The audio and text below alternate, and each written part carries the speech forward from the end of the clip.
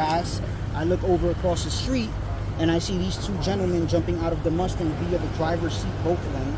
And that's when I see them move to about exactly where that power pole is at, where it says no parking. Okay. And there they look at the woman who was in the blue vehicle. I personally saw from all the way over there. She was going like this, like she was having trouble breathing.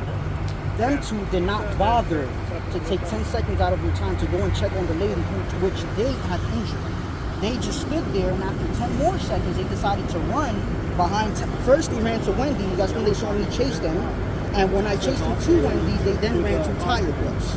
And behind the Tire Plus, that's when they chose it upon themselves to supposedly walk into work, which is Red Bull. And inside of that Red Bull is when I told him he had walked back outside and say, hey, buddy, I don't recommend you leave the scene of an accident. Right. He said, no, I'm just letting my boss know I got into an accident. I was like, either way in the state of Florida, I don't care if you have to call your mother. You cannot leave the scene of an accident.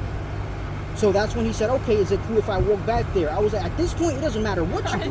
You fucked up. Yeah, you already left, yeah. So he was like, okay, I'm just going to walk back there to be on the safe side. I was like, all right, that's highly recommended. Where's your buddy now?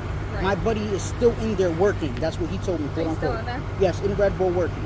I went to Red Bull and I showed them the image of the person. I suggested that that person comes outside of the store. Yeah. They said, and they looked at me, quote unquote, I have no idea what you're referring to. So that's when I just said, okay, when JSO comes, they could deal with it themselves. And I just walked out. I appreciate that. And that's when I came over here and I just told him, hey, dude, you can't leave the scene. And as I'm having a conversation with him, telling him he can't leave the scene, that's when the fire department showed up and they got the vehicle out of the, the lady out of the vehicle. I'm sorry. Okay. Do you have a good phone number for you? 929-453-6499. Do you have a driver's license on you? Just listed as a witness.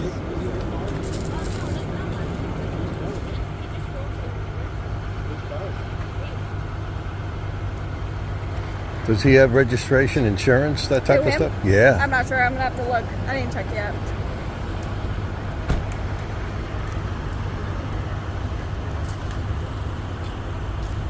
Thank you, sir. That address is not my permanent address. I could give you my new address if you would like that. 13800 Egrets Nest Drive, Unit 1019. And I suppose you know the zip code.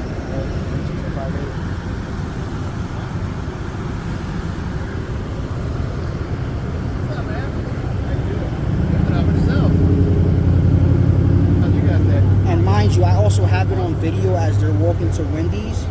He quote unquote said the car is fine where it's at, it could go to shit. I have that on video. It was in Spanish. That was him who said Correct. Oh, okay. He said it in English. Yeah, no, in Spanish. Oh, it's Spanish. Yeah. Okay. But if you get an interpreter, I suppose they could obviously do that. And that's when I told him, I was like, that's when I repeated myself, I was like, you're not supposed to leave the scene. Right. Then he said, once again, the car could go to shit. I was like, all right, you know what? My brother's in JSO. I could just call my brother. Right. He said, do whatever you want. And that's when I just called 911. I was like, fuck it. I'm not going to waste my time calling one person. I could just call one. Right. Yeah, no worries. So you're the passenger, right? He's the driver. He's the driver. Okay. Yes. His passenger is going to be the buddy that's inside. That's that way. Okay. ¿Tú eras el que estaba manejando? Correcto. Yes, he was the driver.